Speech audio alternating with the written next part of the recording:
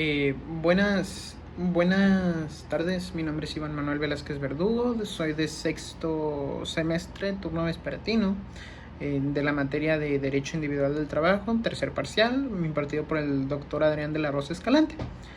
Específicamente, pues como lo dice su nombre, hablaré sobre los temas de esta unidad, abarcados pues en sus fundamentos y más que nada en su especie, ¿no? Empezando por algo muy básico, pues como lo es el derecho del trabajo en México, pues ha evolucionado por parte de ser un simple concepto legal un poco somero, pues a convertirse en un derecho humano totalmente fundamental para cualquier persona. Obviamente en México y fuera de pues es reconocido tanto como en nuestra constitución como en pues en tratados internacionales, más que nada. Este pequeño sistema de protección pues laboral, más que nada, es algo complejo de armonizar. O sea, tiene distintivos, sus leyes nacionales pueden entrar, los estándares globales y pues decisiones judiciales a final de cuentas.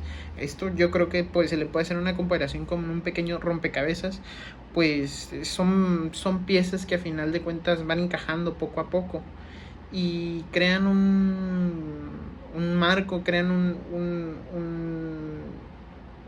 ¿cómo se dice?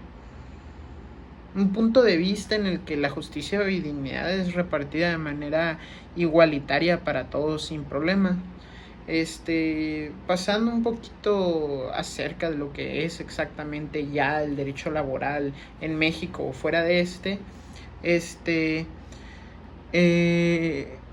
podemos seguir con lo que son, pues lo que apoya nuestro sistema directamente o sus pilares principales en donde está establecido este derecho interno del trabajo, porque pues hablamos de México, ¿no? A final de cuentas, nos podemos ir con bases muy simples como lo es nuestra constitución política y como su nombre lo indica, la Ley Federal del Trabajo. Pues no hay que olvidar que el artículo 123 desde su promulgación pues estableció bases y derechos para pues los laboralistas, ¿no? Los empleadores y los empleados. Obviamente fue de una manera muy somera, otra vez reiterando, ¿no? Volviendo a usar el mismo tipo de palabra, que se estableció, pero pues a fin de cuentas marcó un inicio del derecho laboral en México, ¿no? Y hablando más que nada acerca de los artículos en la Ley Federal del Trabajo, nos enfocamos en el artículo 6 de la misma, pues actúa como un pequeño enlace entre pues el México y internacionalmente el mundo.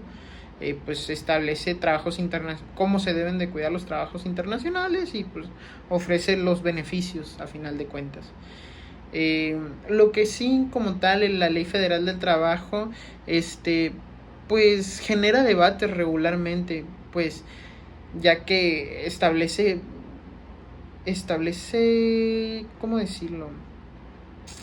Puntos de vista muy intrigantes, ya que como un simple ejemplo están los 6 días de vacaciones que establece después de un año de trabajo. Pero hay muchos tratados internacionales que sugieren pues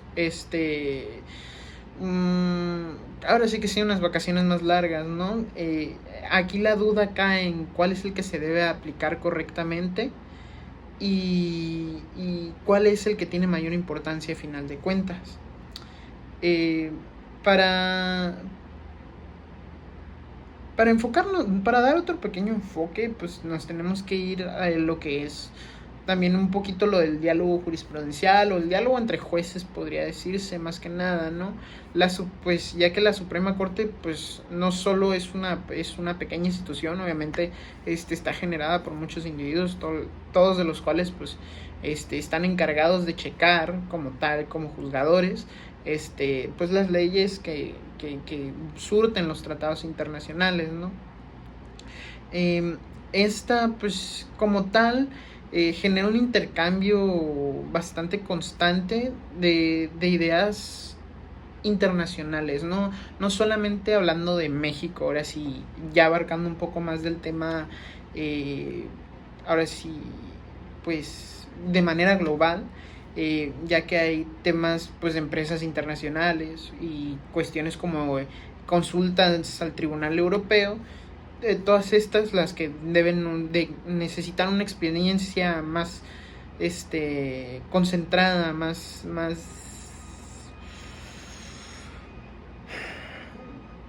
necesaria, ¿no? Para poder equilibrar un poco la balanza en lo que son estos derechos laborales y pues sus libertades económicas a final de cuentas. Este pequeño diálogo jurisprudencial pues es valioso, de cualquier manera se puede decir, apreciar, pues cuando surgen ciertas situaciones que no están establecidas o tomadas en cuenta, pues como retos laborales, como un simple ejemplo, la pandemia, pues cómo estuvo lo del trabajo en casa, cómo se tuvo que reducir el empleo de tal manera. Entonces, para poder una pequeña solución al Estado mexicano, ahora sí que sí, nuestros jueces de la Suprema Corte, pues trataron de ver cómo otros países, generando un debate, afrontaron estos problemas de manera similar, ¿no? Y cómo conectamos esto con lo que es el trabajo, ¿no? Esto, pues a final de cuentas, es una protección, lo que es el derecho.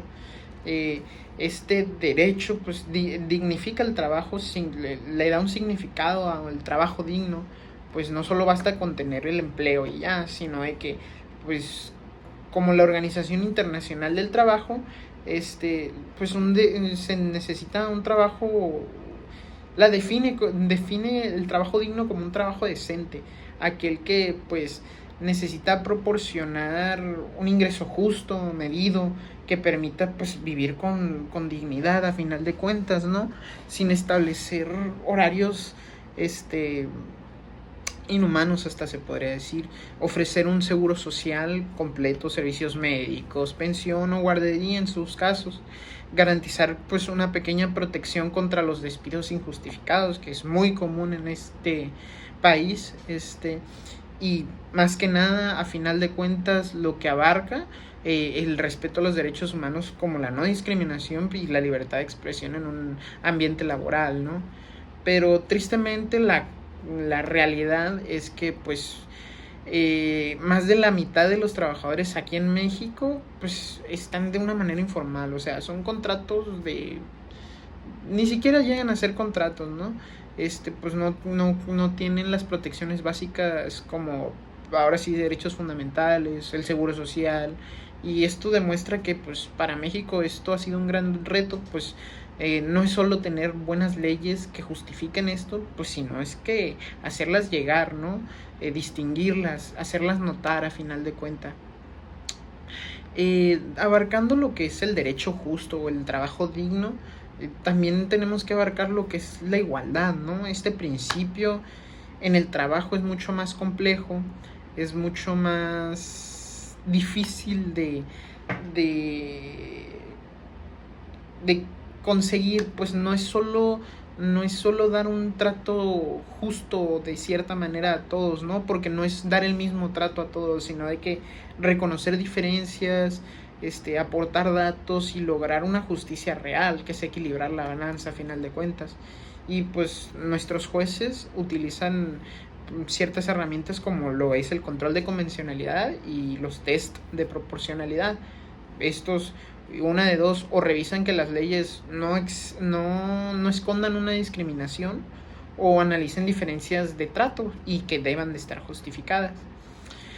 Como tal, hay tres pilares que defienden este derecho o tus derechos de manera laboral, los cuales los tribunales laborales especifican como tres principios, cuáles son indubio pro operario, la carga dinámica de la prueba o la irrenunciabilidad.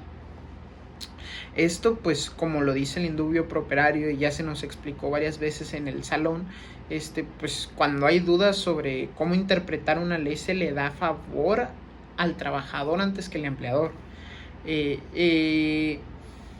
Para la carga dinámica de la prueba, pues, ahora sí, tomando un ejemplo un poco brusco, si se llega a dar un despido, el patrón es el que debe demostrar de manera fehaciente por qué causas justificadas te despidió o despidió al trabajador.